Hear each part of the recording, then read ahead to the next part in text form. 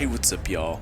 I'm back with another series of screenshots carefully and intricately edited together to give the illusion of animation. Over the past month or so, I decided, hey, wouldn't it be fun to run Shadowfang Keep 100 times? You know, for content.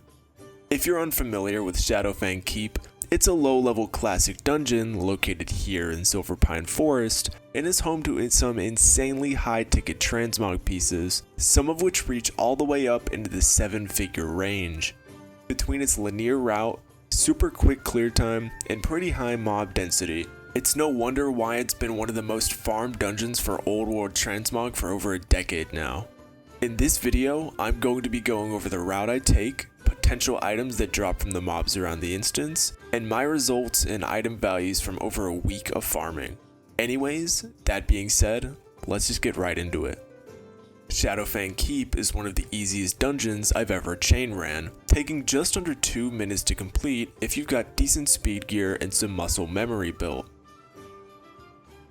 You actually don't have to jump down into the Baron Ashbury encounter to kill and loot the boss, since you'll be able to loot one of the top floor ghouls if you leave a corpse, but it's not like it matters, since Ivar Bloodfang decides to chill for a good 30 seconds before allowing you to continue running the dungeon for whatever reason.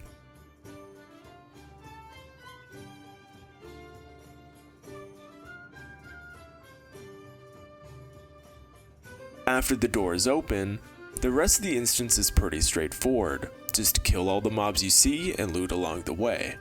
It's important to note that there are several chests that will always spawn around the instance in random locations that you can find in these locations, so it's worth keeping an eye out for them, just in case you want a little extra gold. Or don't, I don't really care.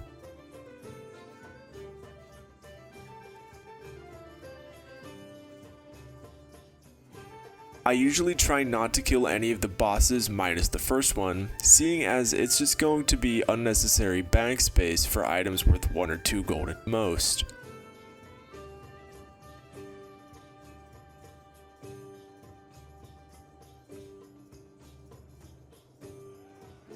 After running by the gargoyles, I make my way into the bottom floor room of the next building, since there are chest spawns in here, as well as just enough mobs to make it worthwhile.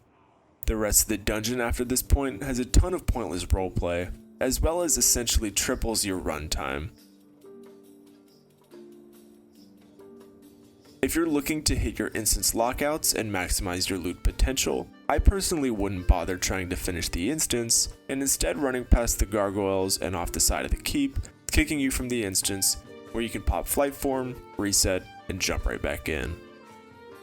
Now, Shadowfang Keep has been a pretty notorious dungeon for gold farmers for over a decade, since a lot of the items were popular with level 19 twinks back when that was a thing, since item levels weren't scaled with your level, and the best possible gear was obtainable here. Since the introduction to level scaling, the instance has seen a fall off as far as farming goes, but there are still definitely collectors and gold farmers alike farming the instance. Some of the more notable transmog pieces include the Necrology robes, which list for just short of 3 million gold on average across US realms. The Shadowfang, sharing the dungeon's namesake, lists for 1 million gold across US realms, except for mine of course, since why would it? And the Assassin's Blade, which is currently listing for a pretty humble 4.5 million gold at the moment. The dungeon also has items such as the Duskbringer, which is currently listing for an average of 1.3 million gold across US realms, and the Night Reaver, which typically sees sales between 400 and 500,000 gold. Some of the less impressive items include the Mind Thrust Bracers, which average around 50,000 gold across US realms, the Witching Stave, which floats around the same price point, Black Malice, which averages an extremely sad 30,000 gold, and the Guillotine Axe, which typically lists around 100,000 gold. With all that being said, it's important to know that you may not always manage to sell at these prices, especially with people who haven't configured their TSM in 8 years to stop undercutting since it's pointless nowadays, and that you should always take historical data into consideration as well as your region's sale rate and server population. It will sell though, bro. Just trust me. Anyways, let's get into the results from 100 runs of Shadowfang Keep. Running the instance 100 times took me a little less than 3 hours of actual playtime, which is actually really insane for a farm like this. Unlike a lot of other gold farms, the instance is incredibly easy to reset and doesn't require the use of things such as Dreamwalk, meaning that I'm able to take the time to vendor and mail without having to sidetrack or spend too much time messing with my bag space, meaning I never really ran into storage issues. That being said, however, seeing as I have a guild bank full of items and I'm always trying to increase the value inside of it, I only ended up keeping items that were worth 1,000 gold or more. 100 runs yielded me 4,573 raw gold from looting as well as vendoring, and I made around 1,700 gold from trade goods, which is pretty much as good as guaranteed gold. In total, I looted over 8,200 items, with around 1,600 or so being transmog pieces. Out of those 1,600 transmog pieces, I only managed to loot 83 greens that were worth a value of 1,000 gold or higher for a total of around 270,000 gold, while also disenchanting the rest of the pieces for gold, seeing as the value of most enchanting goods are higher than the vendor prices of the pieces that drop from this low level instance. I managed to loot 7 blue quality items with a total combined item value of 890,000 gold, which I'm pretty happy about. I personally didn't have my hopes high while preparing to farm the instance, but I can't say I'm not pleasantly surprised by my results, as well as my luck.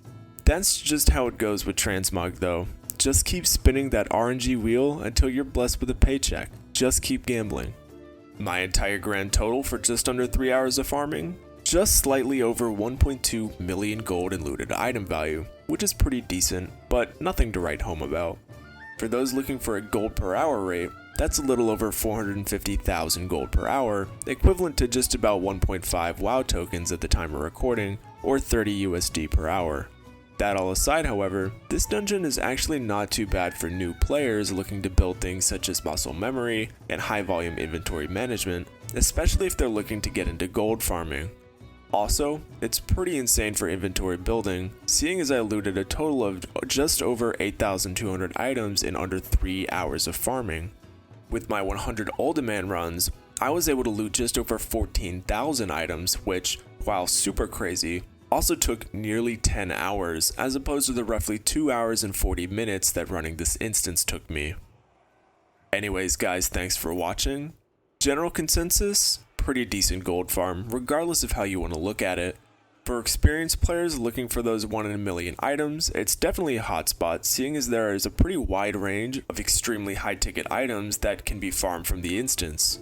On the other hand, the instance is also great for newer transmog farmers looking to build muscle memory, as well as to learn inventory management and inventory building, but what can I really say? I've only been doing this quite literally forever.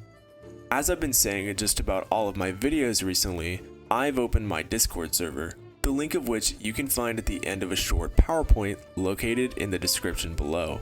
Videos like this take a little while to make, so I appreciate it if you liked, subscribed, and sent the URL to your local legislator, as it would mean a ton to me.